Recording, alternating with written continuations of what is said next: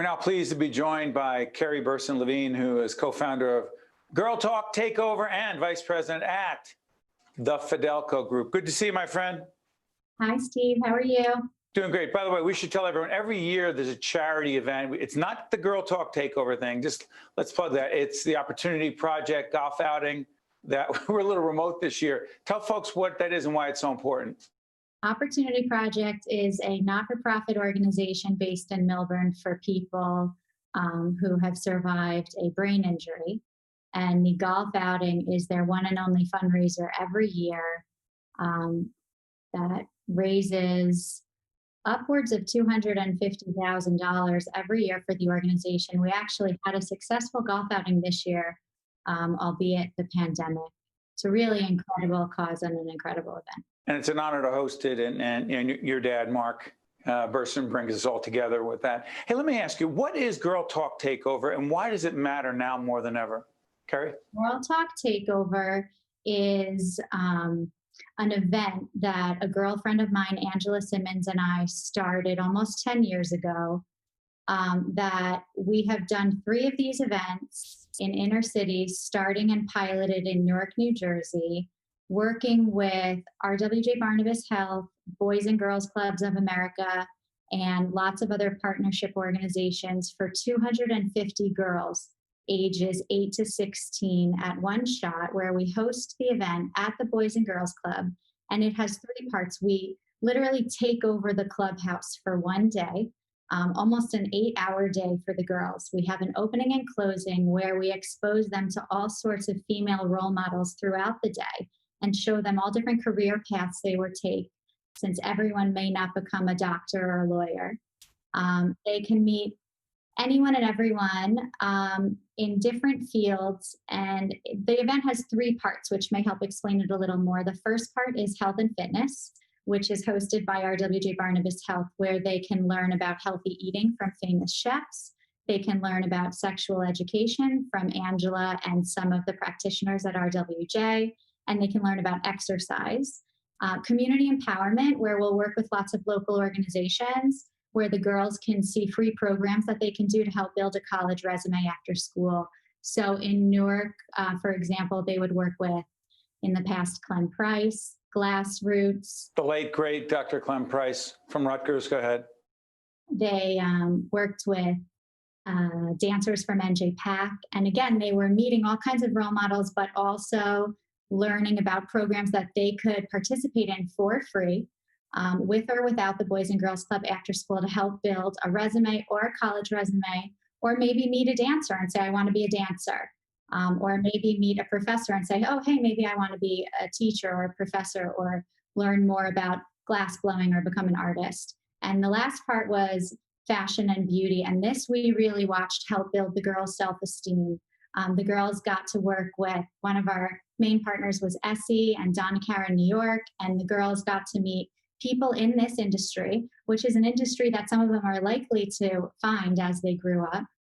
And we watched their some girls that would stand like this. By the end of the day, they were standing like this, really tall. They got their nails done, they got their hair done, they got to try on all kinds of clothes. They walked away with gift bags, and they talked to females who were in this industry. And we also invited lots of friends and family who were females and who were, around Newark or around the other 2 cities we worked in, Harlem and Jersey City.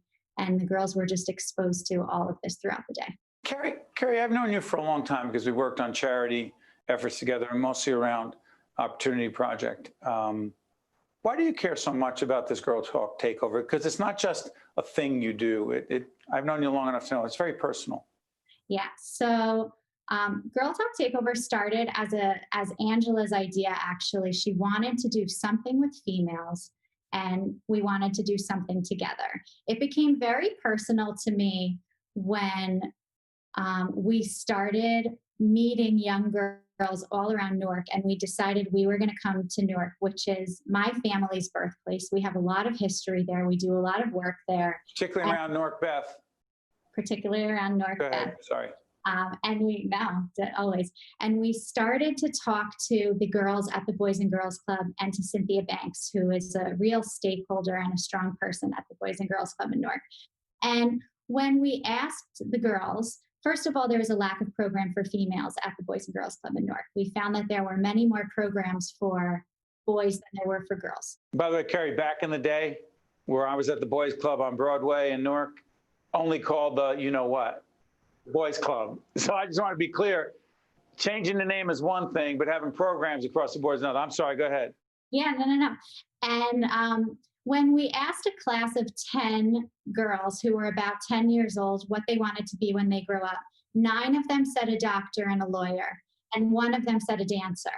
And that was, I'll never forget this, because then when we spoke to Cynthia afterwards and we said, Cynthia Banks, how many of these girls do you think will go on to college, let alone grad school? She just said, probably not 9 of them, but we'll try. Wow. It hit us, okay, we want to do something great, but we don't want to start over because there's so many organizations who are doing great things already. So how can we partner with them and contribute what we can do? So Girl Talk is fully based on in-kind donations. We never fundraised for it. We just used what we could and the companies and the corporations who we knew to donate products and services to create this day. And we wanted to create a model so that anybody could copy this who wants to. And in fact, I believe Boys and Girls Club of America have created a program for girls that is on a smaller scale, something that they now do. And Angela has done some programs going forward based on this as well. That's awesome. Before I let you go, Kerri, tell us what music, meals, and more for Hospital Heroes. This is, we're doing this at the end of 2020. It'll be seen in 2021. We cannot thank our healthcare workers enough. They are heroes. It's a word to a lot of people, but it's very real. Kerri, go ahead. Yeah, so when the pandemic started last year, or in the beginning of this year. As we're taping, go ahead. Yeah, Newark Beth Israel needed help providing meals for the healthcare workers and who are on the front line. So we wanted to get back together and support them as they had supported us in Girl Talk. They really needed meals, but really just funding for meals. So we wanted to use the Girl Talk name to really help our lead sponsor. We were able to raise almost $30,000 within 2 weeks using and help them build a crowdfunding platform so that none of the money went anywhere except directly to the meals. And we basically provided them with a slush fund to provide the healthcare workers with anything that they needed at any time. So we didn't control the money, we left it to them. At the same time, we partnered with some of our friends in LA who owned a production company, and they had 16 different artists provide 16 concerts to the healthcare workers to use music to uplift them. And this was played over the hospital's intranet system. And they did shout outs to different doctors, workers, assistants, anyone who worked in the hospital that needed to be uplifted that week. And that was for the 41,000 healthcare workers in the entire hospital system. Hey, Kerri, I know you're a mom. I know you're a professional over at Fidelco working with your dad. And I know that this isn't just something you do on the side. It is a very real commitment for you, and you're making a difference every day. And keep doing what you're doing. You have an open invitation with us, Kerri Berson Levine. And again, it is Girl Talk Takeover, and then there's a whole bunch of other things we talked about. Kerri, thank you so much. Best to you and your family. Thank you. Nice to see you. You got it. I'm Steve Adubato. We'll be right back. One-on-One with Steve Adubato has been a production of the Caucus Educational Corporation. Funding has been provided by RWJ Barnabas Health, New Jersey Sharing Network, Horizon Blue Cross Blue Shield of New Jersey, TD Bank, United Airlines, the Turrell Fund, supporting Reimagine Childcare, the Robert Wood Johnson Foundation, Johnson & Johnson, and by Suez North America. Promotional support provided by NorthJersey.com and Local IQ, part of the USA Today network, and by NJ On Air.